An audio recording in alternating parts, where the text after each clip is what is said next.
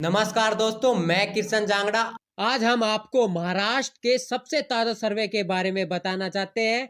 महाराष्ट्र में महाविकास आघाड़ी के गिरने के बाद शिंदे गुट और बीजेपी की सरकार बनने के बाद अगर महाराष्ट्र में आज विधानसभा के चुनाव होते हैं तो किसकी सरकार बनेगी, किस गुट को ज्यादा समर्थन मिलेगा। वहीं महाराष्ट्र में विधानसभा की जो कुल सीटें हैं वे 288 है, जिसमें बहुमत के लिए 145 सीटें चाहिए किसी को सरकार बनाने के लिए। वहीं पिछले चुनाव में बीजेपी और शिवसेना ने साथ में मिलकर चुनाव लड़ा था। वहीं कांग्रेस और एनसीपी ने साथ मिलकर चुनाव लड़ा था, लेकिन वहीं बीजेपी गठबंधन को पूर्ण बहुमत मिला था। लेकिन उद्धव ठाकरे पाला बदलकर एनसीपी और कांग्रेस के साथ महाविकास आघाड़ी के साथ सरकार बना ली थी। उद्धव ठाकरे वहां पर सीएम बन गए थे, लेकिन शिंदे गुट ने पूरे पार्टी शिवसेना को तोड़कर शिंदे गुट के समर्थन के कारण बीजेपी और शिंदे गुट की दोबारा सरकार बन चुकी है, जिसमें शिंदे सीएम बनाए गए हैं। वहीं देवेंद्र फडणवीस को डिप्टी सीएम बनाया गया है। वहीं पिछले चुनाव में 288 सीटों में से बीजेपी को 105 सीटें मिली थी, शिवसेना को 56 सीटें मिली थी। वहीं जो एनसीपी की पार्टी है उसको 54 सीटें मिली थी। वहीं कांग्रेस पार्टी को 44 सीटें मिली थी। एमएनएस ठाकरे की पार्टी को मात्र 1 सीटें मिली थी। वहीं अदर्स पार्टी जिसमें छोटी छोटी पार्टियां उनको 29 सीटें मिली थी। अब बात करते हैं इंडिया टीवी के सबसे ताजा सर्वे में। तो इस सर्वे में सबसे बड़ा जो सवाल पूछा गया, क्या असली शिवसेना कौन है? तो जनता का जवाब आया कि 56% उद्धव ठाकरे को शिवसेना की असली शिवसेना मानते हैं। वहीं 44% लोगों ने एकनाथ शिंदे गुट को ही असली शिवसेना माना है। वहीं दूसरा सवाल जो इस सर्वे में है कि शिवसेना के टूट जाने की असली वजह क्या है? तो जनता का जवाब आया कि बीजेपी की रणनीति के कारण 29%। वहीं 26% महाविकास आघाड़ी में जो शिवसेना का सरकार चलाना था उसके कारण। वहीं 16% अनुभवहीन उद्धव ठाकरे के कारण जो पार्टी को अपने संभाल नहीं पाए। वहीं 14% शिवसेना विधायकों की नाराजगी। वहीं 12% शिंदे की जमीनी नेता होने के कारण। वहीं अगला सवाल है जो इस सर्वे में, शिवसेना में फूट का किसको फायदा ज्यादा मिलेगा? तो इसमें कहा है कि 42% तो बीजेपी पार्टी देवेंद्र फडणवीस को फायदा मिलेगा। वहीं 21% का कहना है कि एनसीपी शरद पवार को फायदा मिलेगा। वहीं 17% का कहना है कांग्रेस पार्टी अशोक चौहान को फायदा मिलेगा।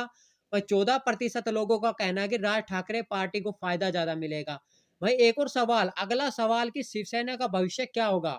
तो 42% का कहना है कि पार्टी खत्म हो जाएगी। वहीं 33% लोगों का कहना है तस्वीर अभी साफ नहीं है।